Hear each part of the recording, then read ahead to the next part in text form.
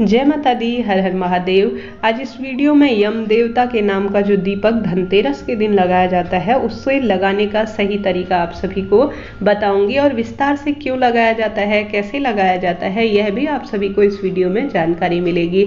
सबसे पहले आप सामग्री देख लीजिए। जैसे कि इस दिन आटे का दीपक लगाया जाता है, वो भी चौमुखा, साफ स्वच्छ आटा होना चाहिए, उस पर नमक न डाला हुआ हो, इस बात का ध्यान रखिए। आसन देने के लिए आप चाहें तो उड़द की दाल और चावल ले सकते हैं, क्योंकि यह महत्वपूर्ण है। इससे जो है उड़द की दाल से राहु और काली दाल भी बोला जाता है, शनि संबंधी परेशानी दूर होती है। नहीं तो सामान्य रूप से आप आसन देने के लिए इस तरह से कोई गेहूं या चावल सामान्य रूप से ले सकते हैं। थोड़ा पुष्प आवश्यकता होगी, क्योंकि यमदेव को हम समर्पित करेंगे। इस तरह से लंबी बाती के आप सभी को चौमुखा दीपक है तो 4 लंबी बाती की रुई की बत्तियां बना लेनी होगी। काले तिल इसमें डाल सके तो बहुत अच्छी बात है, सरसों डाल सके तो अपने घर की परेशानी दूर करने के लिए अच्छी बात है।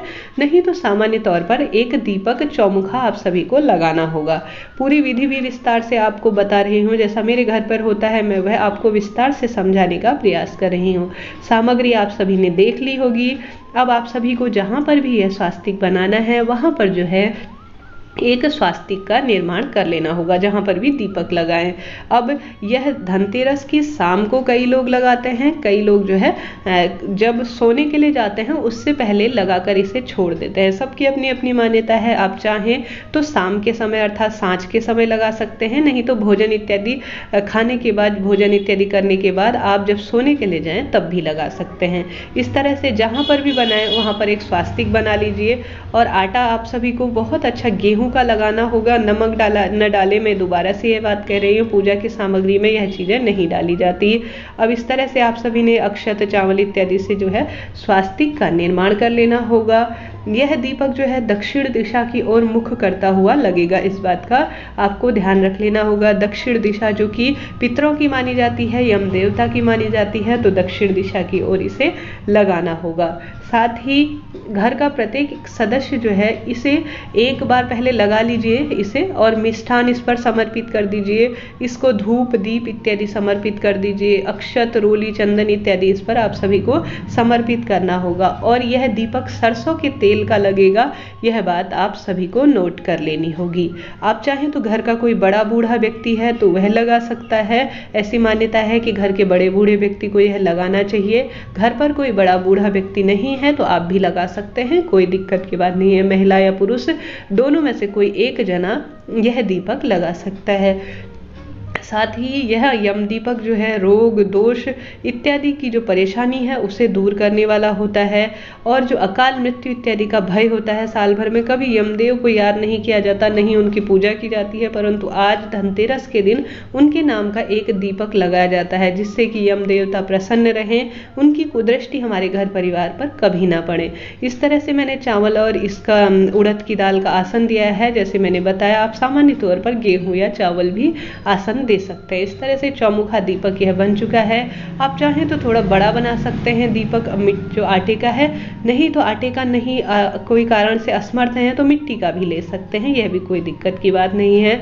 अब यह प्रज्वलित कर लीजिए। अब घर का प्रत्येक सदस्य आएगा और एक फेरी जो है इस दीपक की लगा लेगा और भूल चूक के लिए क्षमा प्रार्थी हो जाएगा। आप अपने तरफ से जितना दान करना चाहें यहाँ पर रख दे। हो सकता है 1-1 रुपया हो। घर का हर एक सदस्य दान करने के लिए यहाँ पर 1-1, 2-2 रुपया जिससे उससे संभव हो फेरी लगाने के पास रख देना चाहिए।